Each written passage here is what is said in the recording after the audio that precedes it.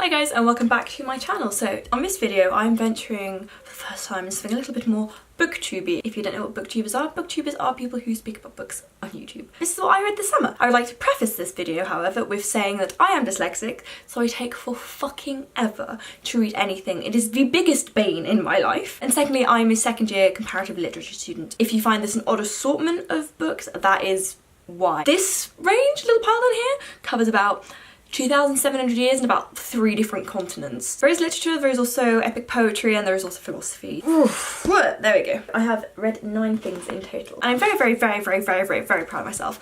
Last year I only read 2 things over the summer. I read a book called Roxanne by Defoe, which is about 300 pages long, and an essay by Virginia Woolf, which is A Room of One's Own, which is also 100 pages long and quite small. And so it's quite the— oh my god, it doesn't even get in shot.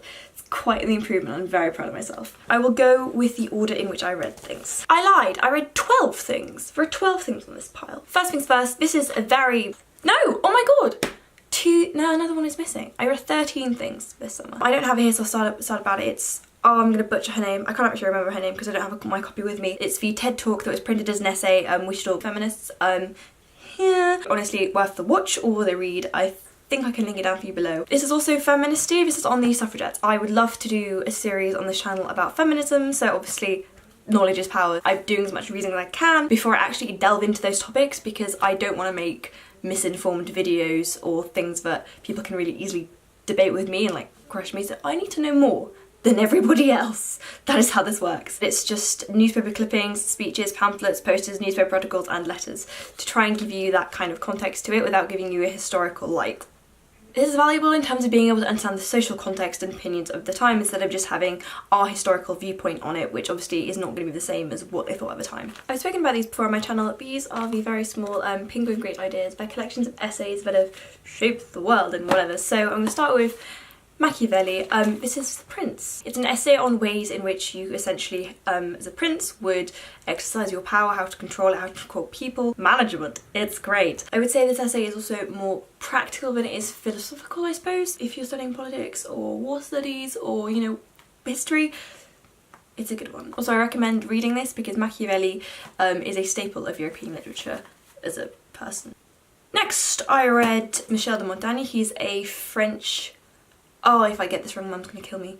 16th century? No, I was right, 16th century author. He's actually an essayist. But essentially invented the essay as we know it. These are good things to read because then you know how a good essay is written. And if you can properly identify that, it helps you in your own writing. And there's 7 different ones in here. By one of these, usually they add other ones, but titled the more famous one. I just find it interesting to find people's different philosophical ideas on, you know, everything, especially because a video I want to do is I want to talk about the value of platonic love. So this is one of the things I was reading to try and help myself understand different ways of interpreting it. Obviously, because this is from male, everything is— there are 2 women on this pile of books. Almost everything's from a male perspective that I've read. And the way they talk about male friendships, it's so gay. Like, it's so gay. Beeping. Like, it's so gay. I feel like the way he talks about friendship just needs no homo written across it just to add the final like. Because there are some quotes that I found of Michel de Montaigne and I was reading them thinking, oh, this is so lovely, and then I read it in here and I'm like, it's not about lovers, it's about his mate. Like, next! Hey! I read Louise Pentland, aka Sprinkle of Glitter on YouTube's debut novel, Wild Like Me. This is the hardback copy. As you can see, it's like— this was a very easy read. I found them reading novels— I'm reading usually 18th century stuff. It's a lot trickier, it just takes a lot longer to read. This I read in less than 48 hours, which is unheard of for me. It's 400 pages, but it's not really 400 pages if you catch my drift. For what it was actually very enjoyable. Like, I found myself giggling. It's not a masterpiece, it's nothing like that, but for women's fiction, young adult fiction, modern fiction, I think it was really good, especially for a debut novel. And it was just nice to support a creator who I've adored for such a long time and to see her succeed at something. It's also fun to see people's perspectives on motherhood, which is something obviously none of the writers I've still got to mention talk about because they're men. So, especially on parenting and just single motherhood as well. I love having this perspective because that's something— because I want to be a mother more than anything. Extreme baby fever. So I just really enjoy people's perspectives on motherhood and especially through fiction. And it was interesting because having watched Louise's vlogs for such a long time, I was watching one earlier while I was waiting for the music students to shut up, and it was 44 minutes long, and I watched the entire bloody thing and had a great time. So it's just funny seeing her humour and who she is as a person on camera reflected in this, because, and I know, I've had an entire module on the writer and the text on how you shouldn't necessarily read things autobiographically, etc, but in terms of seeing the way she speaks is filtered through into this. So I can almost, you can tell that she's written it, which is a really weird experience because obviously everyone else I've read is dead. It's just a funny thing for me as a student being like, how is what I felt with this then reflected in other works that I'm never ever going to pick up on because I obviously don't know the authors and stuff like that. So it's just an interesting point for me as a student to be like, Next, I read something from my bay. It's actually a couple entries pulled from a larger work of Voltaire. This is called Miracles and Idolatry. Idolatry? It's not adultery, it's It's on the screen. It's on the fucking screen. The complete work is called Dictionnaire philosophique. He takes different topics, usually as a word, and then he ordered them alphabetically. Angels, animals, anti-Trinitarians, apocalypse, atheism, blah, blah, blah. And I enjoy things like this because this is 18th century. It's also French, which is 18th century English, and French 18th century, especially literature. I just enjoy it so much. It's also what I know I want to write my dissertation on more than anything. So to have any extra kind of socio-political context, philosophical context is very important for me in terms of understanding works that are written and how people would react to certain things. Writing is often action-reaction to different things, so it's just it's more knowledge. I feel like everybody ends up with a favourite philosopher. Oh come on, that is the wankiest thing I've ever said. Any essay writing students will end up with a favourite philosopher. That's still wanky, but not as wanky. Next, I read Plato's Symposium, which is a staple of Western philosophy. Even though, fun fact, Plato doesn't write any of this, it's all Socrates. Which is very interesting then if you're looking at like, how much then has Plato said and how much is actually Socrates, and then you get this like, it's similar to the idea of parallel loss. I think Milton was blind, so his daughter scribed everything for him. We have a discussion about how much then is her voice versus Milton's voice, so how much is like that influence, which is then the same for Plato, and like how much does that. So this copy has the Symposium and also the allegory of the cave. Especially like politics I know is used a lot. And I know my friend Emily mentioned that in her like one of her art history modules that we were talking about it and interpreting it differently. So it's a philosophical concept that is used constantly, especially in the West. So it is one worth knowing about because I hate when people talk about shit that I don't know. I'm like, ah! The Symposium is a bunch of dudes talking about love. There we go. Do they even mention women? We talk a lot about their male boy lovers though. It's so gay. It's so gay. Also, I don't know about you guys, but I mark up all of my copies, especially philosophy, because I'm like, I need to write this down to understand this. I enjoy reading philosophy though, because I feel like it changes the way that you think and helps you understand the different ways of seeing something and the different ways of trying to understand something, and I think it makes you a better person. And yes, you can say that it's so wanky that you read philosophy, because I've heard that, I'm like, fuck off. It's something I enjoy and it is something I recommend. I enjoy it especially because what you read you can then transfer into different aspects of your life. Like I'll explain to you in a bit, the Seneca I read fucked me up mentally, and I enjoy when you read something and it changes the way you fucking see your entire world. Like the fact that just a few words can do that to you is staggering, I find. It's something if you want to like make yourself a better person or challenge what you think. Very, very good to read philosophy. Whether what you read you're like, this is so wrong, I completely disagree with this, or whether you're like, this is everything that I believe. If it makes you feel something, it makes you think, that's so great, especially in relation to something else I read, which is about the Enlightenment. The Enlightenment is all about, was it Suffragettes, which is dare to be wise. The idea of like you're thinking for yourself, you're forming your own ideas, whether you are then bouncing them up for other people's, which obviously you do with philosophy, you have someone else's ideas, but you form your own from that and bounce from that. You're not being told how to think. So I feed off that basically. It's just yes, give me more to think about. So this is I was gonna go, it's a classic, it's classics in philosophy. So, is that right? Am I talking bullshit? I don't fucking know. Woo! Next is this thing. It's not actually this thing. This is the Odyssey. I actually read the Iliad, but my friend Lottie has my copy of the Iliad. So I'm using this to hold something and wave at you. The Iliad is written by Homer, or as my mum keeps going, Homer. It's epic poetry. The translation I read though is turned into prose, which is not the same as I know this translation of the Odyssey is still in verse. I loved it. I didn't know if I was going to love it. I thought I was just something I was going to read because like it's something to read, and obviously because I am a comparative literature student, part of my philosophy on literature in general is, as I said earlier, it's action and reaction. So the idea that everything you write is a reaction, even if inadvertently, to whatever came before it, which is one of the reasons I wanted to read classic things so much, purely because it gets referenced again and again and again and again and again. Which is why I think if you're going to read any kind of literature, I think you should read the Iliad, the Odyssey, the Aeneid, and the Bible.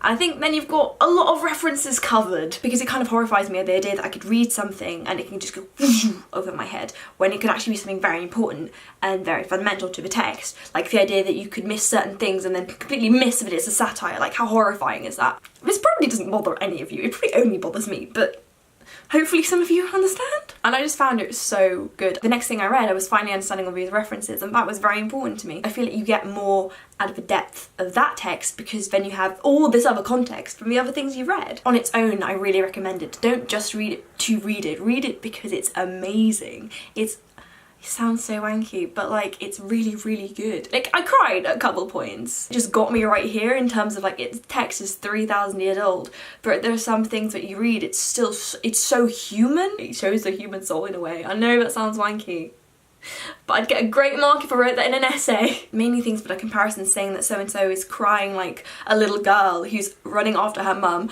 pulling at her skirt, getting her to like pick her up, and I'm like, the amount of times I've seen kids this summer just do that, running off their parents, like being like, pick me up, and then for that to still, it got to me. People don't change.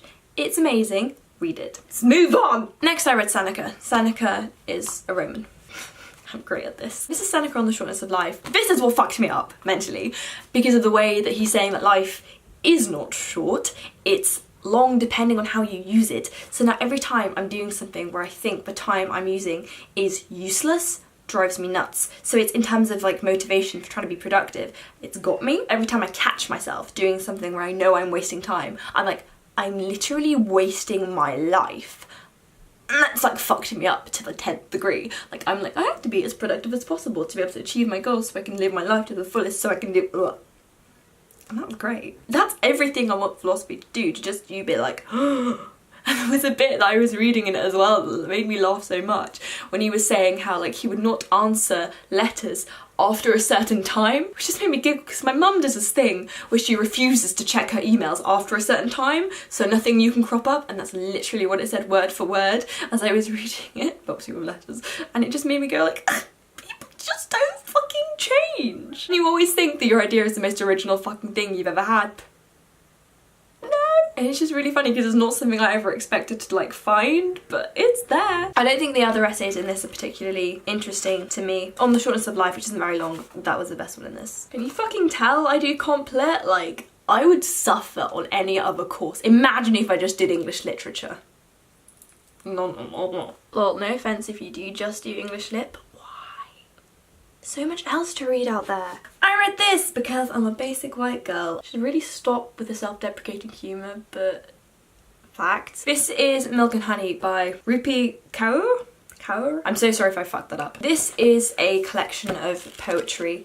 It's absolutely beautiful. It's got loads of like little like drawings in, and I like line drawings. I absolutely adore them. And they're really short. If you have Tumblr, you would have seen it. If you've had Twitter, you would have seen it. It's split up into 4 sections about the hurting, the loving, the breaking, the healing. It sort of confronted me with every romantically, sexually involved relationship I've ever had very deeply. The ones I've had and the one I have, it just really got me deeply because it makes you think about all the things you don't want to remember, like all the fights you just don't want to remember, the moments someone else made you feel so shit, and the moments you made someone else feel shit, like those moments you just don't want to remember, or you don't want to remember them. And especially the disintegration of a relationship, it's so horrible and it hurts, but it confronts you with it and it's amazing. It makes you feel something so deeply, and I kind of like things where you read it and you can't hide from who you are. If you're going through a breakup, you will fucking bawl your eyes out at this. I dog-eared my favourite pages. As you can see, there were a lot. I'm just really glad that I did not read this during my breakup, because I would have chucked myself out of a window, because it fuels your feels. If you want a good cry, I do recommend this, and you are going for like shit in relationships. It's very, very, very good. This is my copy of Letters on England by Voltaire. It has a tear in it. Do you guys want to know why? Because I threw this across the room very angrily when I was having an argument with someone over the phone. Letters on England is something he wrote while here, kind of on exile, not really. He was having a duel with somebody, so he's fucked off here to like not die. So they're just letters on different aspects of English society, like on the government, on Quakers. As an immigrant myself, to see someone else having like a perspective on the English with similar idea, it's just something, especially from one of my favourite Voltaire. I just found it really interesting. He talks a lot about Newton. He tries to explain things about Newton. He talks a lot about Descartes and a lot about Pascal. I didn't really understand it, I won't lie to you. It's hard when someone's commenting on other people that you have not read. But if you find yourself an immigrant in this country, it's just having that like sort of two-tonal... I liked it, I enjoyed it, I like Voltaire's way of seeing the world. Okay, right, I kind of like half read this. I was reading Tender is the Night by Fitzgerald. I would have read Gatsby, but everyone's fucking read Gatsby. I only got about halfway because I wanted to read other things. It is beautifully written, but because it's so descriptive, it can get tiresome at times. I've only actually got to the bit where the plot gets particularly good. It's about a couple's marriage and a girl's perspective on their marriage, so I feel like I'm only now getting to the juicy bits. For half a book read, I don't really have too many opinions on it. But if you like the kind of American 1930s, this is your jam. I don't like American literature. This again isn't thrilling me to my very core as it is under European literature does. That's kind of why I stopped reading it. I will try and finish it, but I don't even know if I can bother making that promise to myself. This is also why I didn't want to do English literature, because I don't want to have to read American literature. Like, it's not for me. I just don't understand what it is. And I'm just such an aversion to it. It's beautiful, but after the first 100 pages, you're like, okay, just get on with it. Unpopular opinion, question mark? Currently reading this as well. Haven't finished it yet, almost finished it. This is Immanuel Kant, an answer to the question, what is Enlightenment? Very good if you're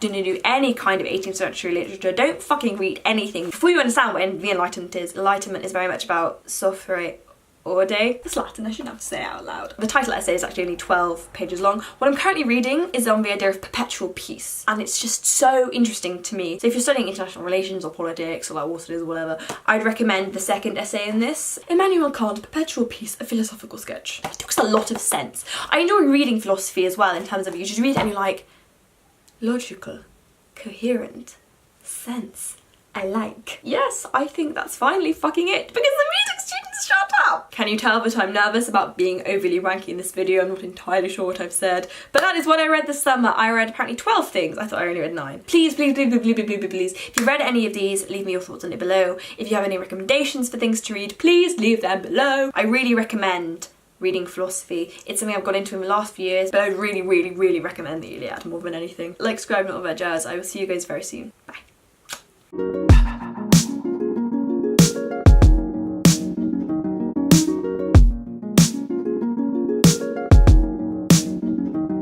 Dictionnaire